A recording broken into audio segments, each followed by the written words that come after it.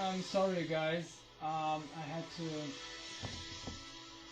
make a break because we have a traditional here in Bavaria which is called Klausen, and yeah, people go wild with sticks of wood and they're terrorizing the people. But they're saying that yeah, you get lucky if you get hit from someone, which is very crazy, the thought. But to make a long story short, like I said, the legendary Jiu-Jitsu master has a very cunning effect and is very handy. So, like was said, it was in his necklace. Then another card, which is called Karate Man, which also fits into that pattern of the warrior type monsters. And its effect is with 1000 attack, 1000 defense.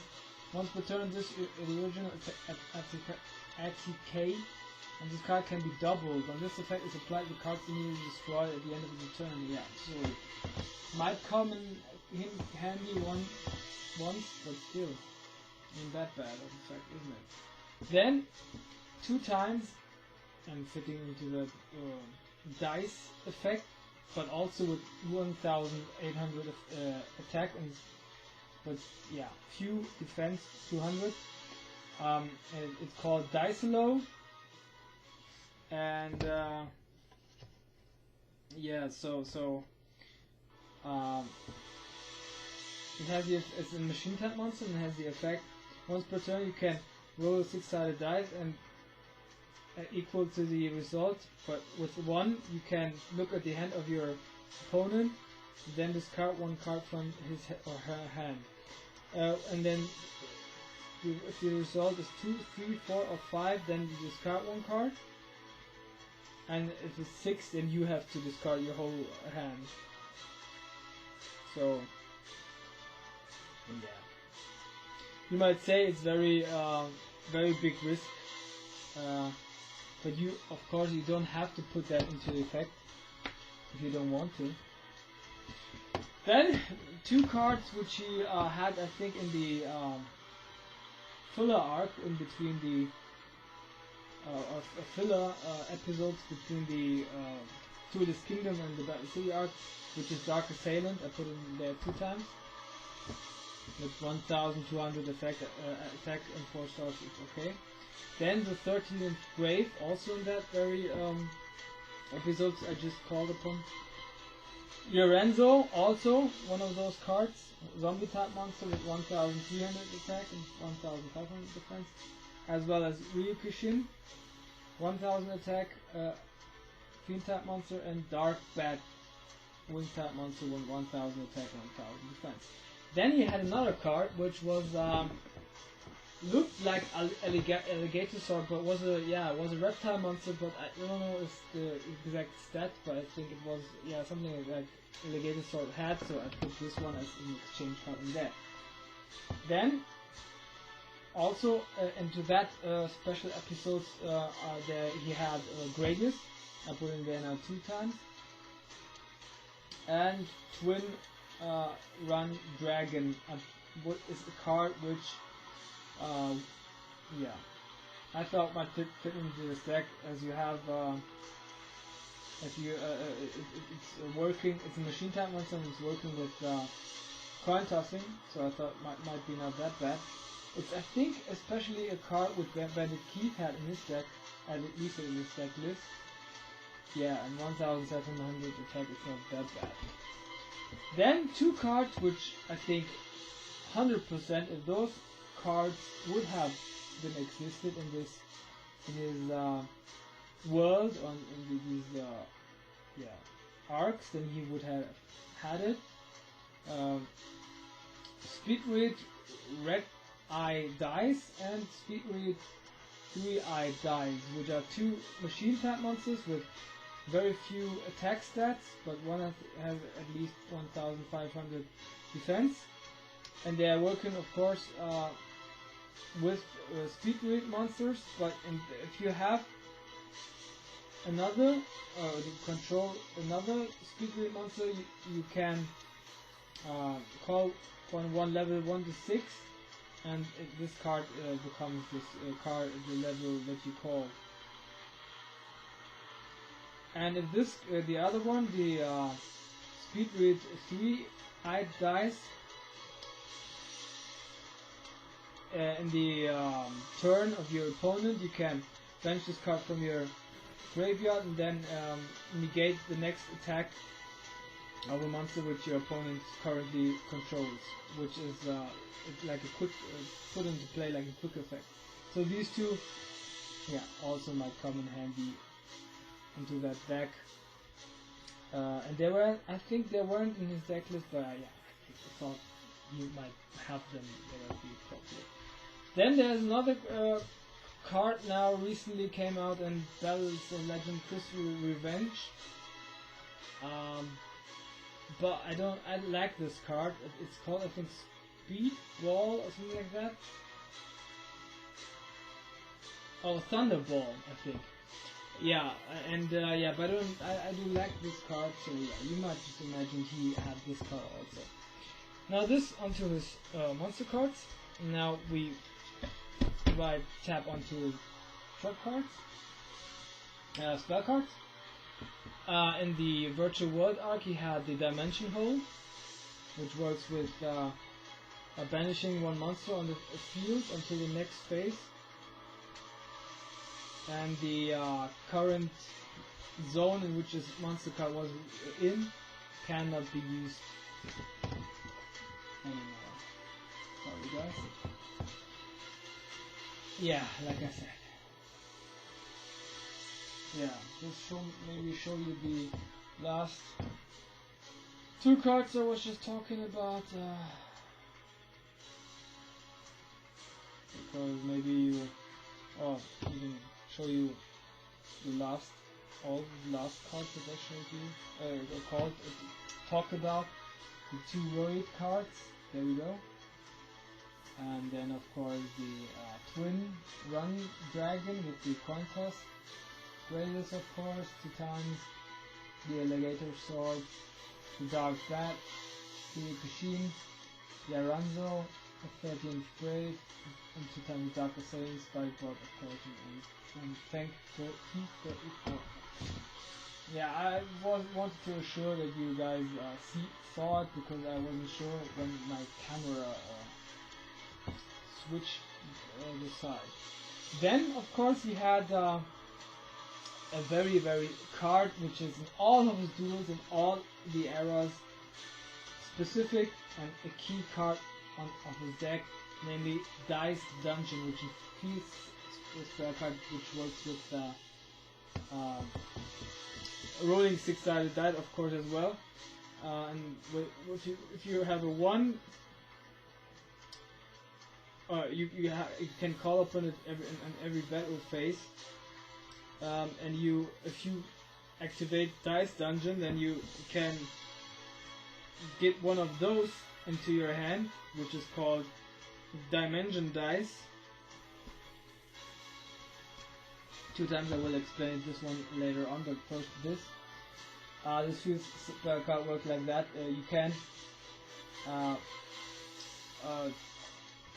both of the current players have to roll a 6-sided dice, and if the result is 1, then your monster, which you currently control, has decreased its attack stats to 1000. So if you have a 2, or your opponent has a 2, then you increase it in 1000 attack. And if it is a 3, it loses 500 attack points. If it is a 4, it gains 500 attack points. By 5, its attack points are halved, and with 6, they are doubled.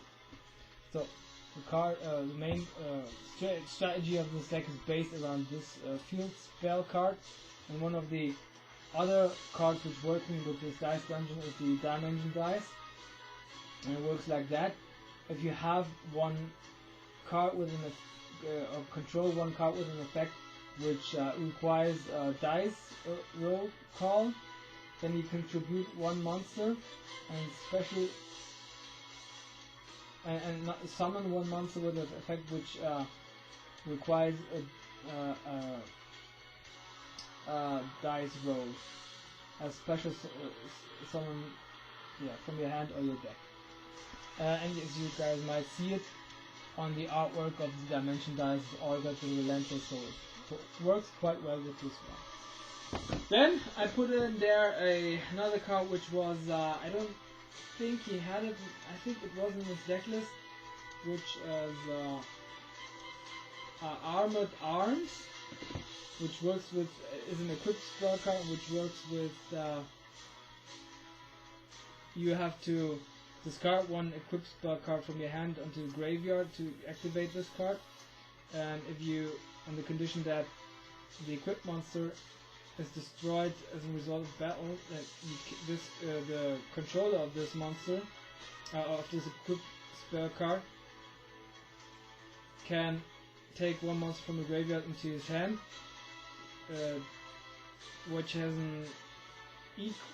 which has attack stats fewer than or equal to that monster which was currently destroyed.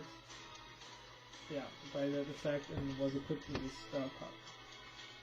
Then I put in there, I think I might on his deck list that he had Stop Defense in his deck as a staple, and I thought it would be very appropriate. I put in there Dark Hole. Then you have of course Mystical Space Typhoon, which works with destroying a spell or trap card, and then you have Dice Typhoon, which works similarly but just with rolling a 6-sided dice. And I don't know to explain that. I mean, I will explain it just very shortly because if the result is 2 or 3 or 4, you can destroy one spell or trap card on the field. If it is 5, you can even destroy 2 spell or trap cards on the field, and if it's 1 or 6, then you get 1000 damage. So of course this card also has a downside. Then he had of course a Monster Reborn in his deck. And then Diceful Dice, a card which wasn't in his deck list and which he didn't possess in the Yu-Gi-Oh series, but as it is a card which works, it is a quick spell card which works with dices. It is very appropriate into this deck. And if you roll a 6-sided dice and you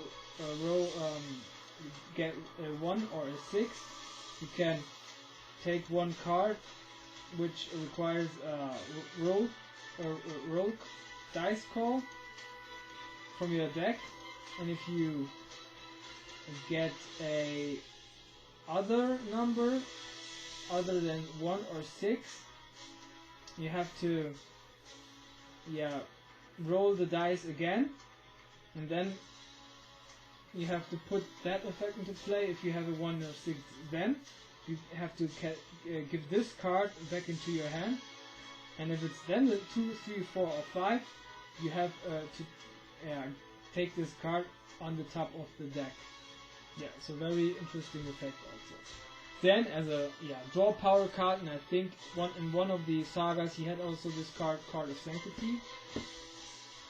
Then a very handy and convenient summon possibility, which he clearly played out into the orichalcos arc, which is Summon Dice. You have to pay 1000 life points, roll 6-sided die, and apply the result. 1 or 2, immediately after the effect resolves, you can normal summon one monster. With 3 or 4, you can special summon monster from your graveyard. And with 5 or 6, you can special summon one level 5 or higher monster from your hand. And you can just put one of these cards per turn onto your deck. Play it one per turn. One of these cards out per turn. Then, in one of the filler episodes, he had the Fairy Meteor Crush, which of course has a piercing possibility if you have this was the very card which he defeated Joey Wheeler with. I think Joey Wheeler the first time played out his Goblin attack force, which has 2,300 attack but 0 defense, and if they attack, they get immediately they are put into the defense position mode. And then he had, I think it was Gradius with 2,200 attack, and it has piercing ability, which means even if your monster is in defense position, you lose life points equal to the difference of the attacking of your monster and the defense of the opponent's monster. And I think,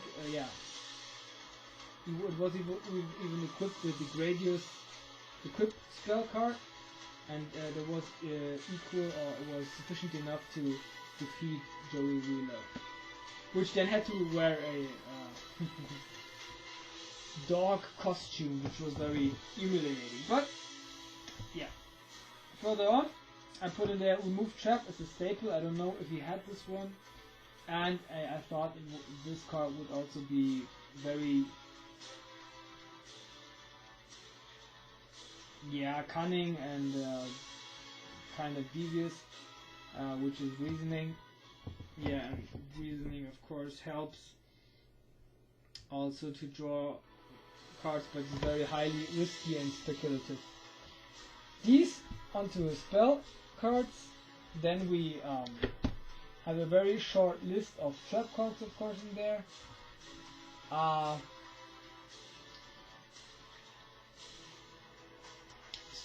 trap card which he really did play out was Mishizuri, also in that filler episode, which works like that. If it is destroyed, a monster from you is destroyed, then you can destroy another monster on the field.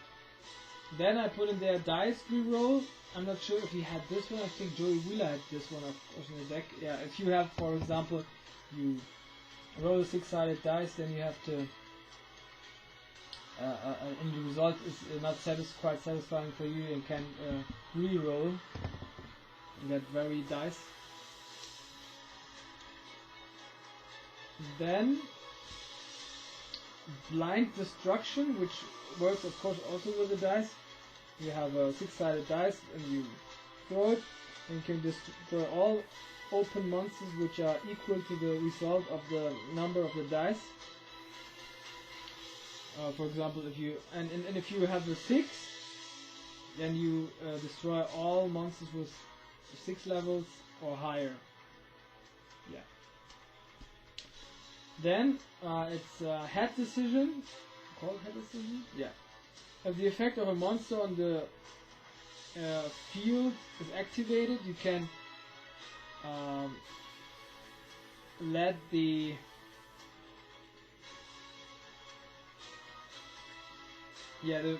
very player who controls this monster toss a coin, and if the result and let him foresee the result. If you choose the right result, then you can put it onto the graveyard. If you have to put this card into the graveyard, and if he gets the wrong result, then you can negate the effect, and if you do, you can take control even of the monster. Oh, that's a continuous trap card, which of course is very convenient, isn't it? Yeah. It makes all the sense of the world. And that you can of course put that effect into play just once per turn. That's even a card I would even see in a Joey Wheeler deck, for example. Then, and there's another drawing power possibility, I have Sixth Sense, which works with rolling a 6-sided dice and declare 2 numbers from 1 to 6, then you open and roll the 6-sided die, and if your result is one of the numbers you declare, you draw that many cards. Otherwise, set the number of cards from the top of your deck to the graveyard equal to the result. Also a very big risk, which I might imagine also be in a Joey Wheeler deck. Then Fire Slinger, which works like that. You can roll 6-sided. You can activate this card just if you have no cards in your hand. Roll a 6-sided dice 3 times and put damage to your opponent's life points equal to the sum of all 3 results per 100, so it works with a damage effect. Then these were his trap cards. I also have in his side deck a couple of trap cards which I thought was appropriate, as he had all those here, now how you call it,